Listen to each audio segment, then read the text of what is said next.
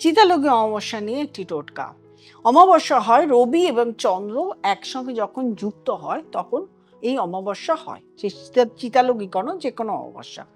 তাহলে সেই দিন আমরা কি হয়, চন্দ্রের প্রভাব যে সুপ্রভাব সেটা আমরা পাই না। তাহলে চন্দ্রের প্রভাব যখন পাই না, চন্দ্র থেকে আমরা আমাদের বিভিন্ন ধরনের প্রবলেম শুরু হয়।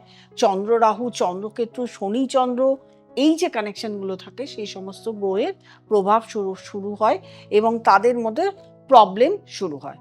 এবং আমাদের পিতৃপুরুষ যারা থাকে তাদের থেকে অশুভ প্রভাব আমরা পাই।